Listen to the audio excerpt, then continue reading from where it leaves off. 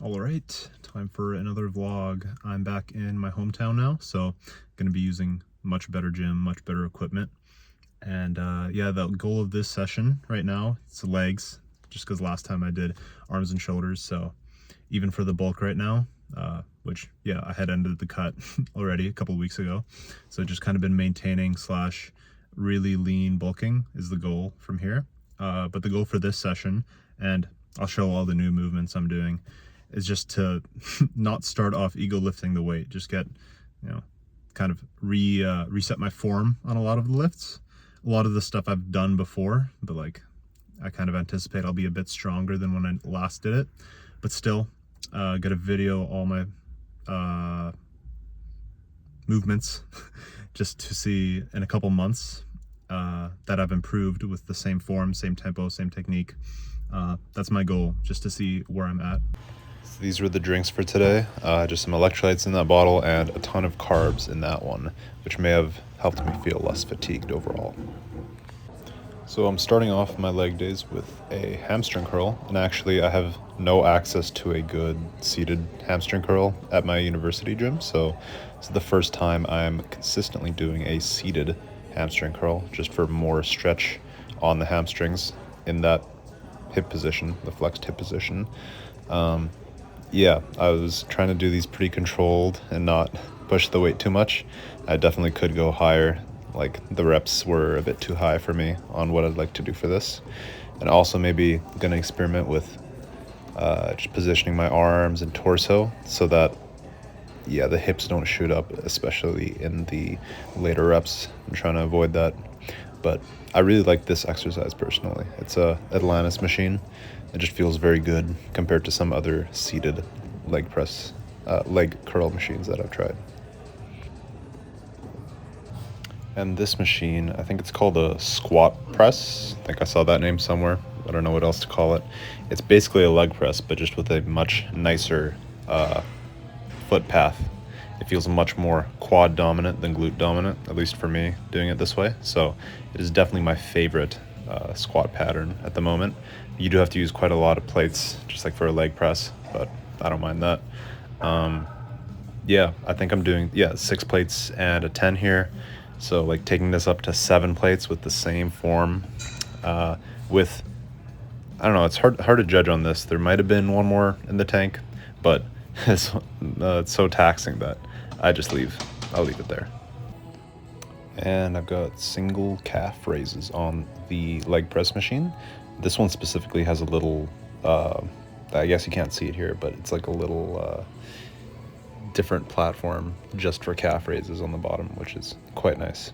And I like to do this over the standing one just because the standing one feels, I don't know, a bit weird to brace, and just having the weight on your back is, something I'd rather not have. This one feels very stable, very nice. Hurts my feet sometimes in a weird way, so I might have to mess around with the foot positioning, but overall it's very stable. Doesn't give me Achilles pain or anything like that. So I will keep this one in and definitely go a bit heavier. Yeah, the reps were a bit high on this one. And I really like this leg extension machine, partly because the lengthened position can be biased, and also you can get a much bigger range of motion. I could even go deeper than this, but it's just where I put it for now. Only thing is there's no seatbelt, and it does feel quite a bit unstable. Like, it definitely feels like the stability becomes a bit of a limiting issue in my ability to push for the last rep or two. So I may actually invest in a seatbelt for this and other machines.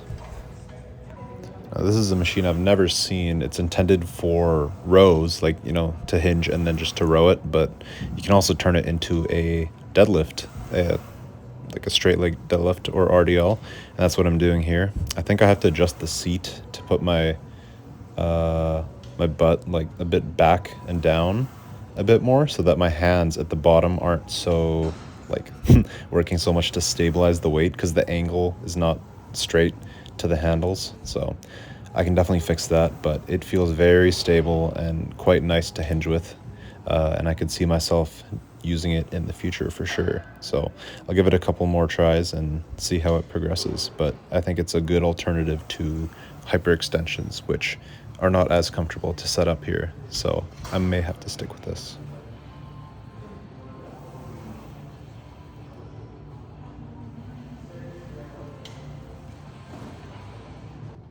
And the adductors are just a pain to do here because the stack is not nearly heavy enough and not nearly enough range of motion.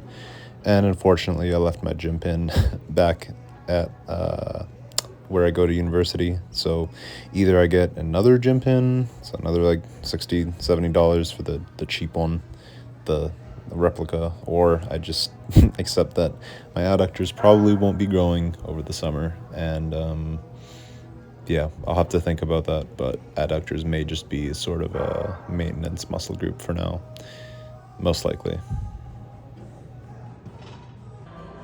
And neck training is something that I've been very off and on with, but I think I'm going to start taking it more seriously and also find a way to do neck extensions, because so far I've only ever trained the front side of my neck, so there's at least another inch that could probably be gained by training the back side.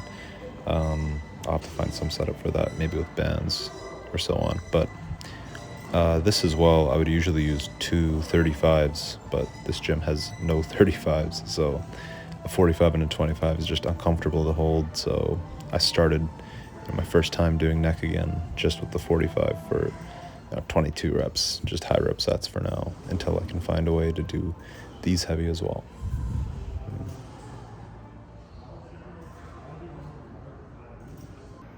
And sorry for the direction of this video, but yeah, abs, also keep them in on lower days, pretty heavy.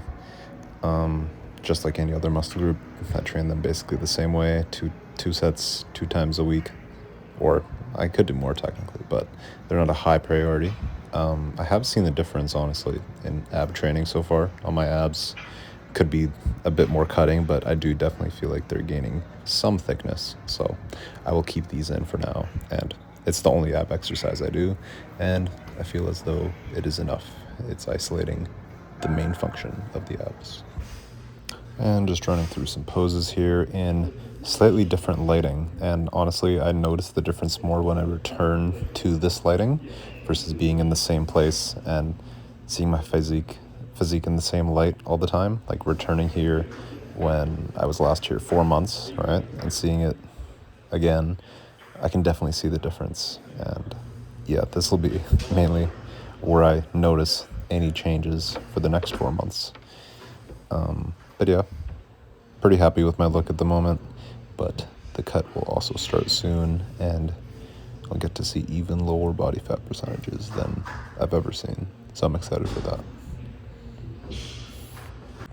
And the legs as well, I'm starting to notice more and more separation. I do feel like I hold more fat in my legs than most people might. Okay, so I filmed some clips right after my training session, but then I watched them back and the AC is blowing right into the mic, so you can barely hear me. So this is all you're getting, I guess. And if you're watching this far, leave a comment. Thanks for watching. But yeah, training session went very well. Overall, I don't feel super fatigued as I thought I would be, which I think is the result of 2 rest days right before this, just because of traveling and packing and so on. Yeah, I had a temptation to do more because usually that's my sign that it's a good training session when I'm fatigued, right? But I opted not to. It might also be because I didn't do my leg press near the end of the session like I've been doing recently. I moved it towards the front because I'm trying to bring that up to see how it impacts my quad gains. But anyways, yeah, it was a really good training session, and also because of maybe motivation. I'm just really hyped to be back in my hometown, back in this gym specifically. Yeah, and I guess I'll just say what I'm quickly doing with my diet. Since I ended the cut a couple weeks ago, I've just been maintaining or slowly lean bulking again.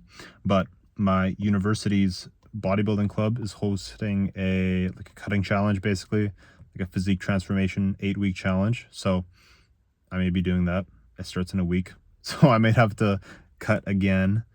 I think once I finish that, if I finish that, I will really be at the point where I can feel confident lean bulking for a long time, like half a year or more.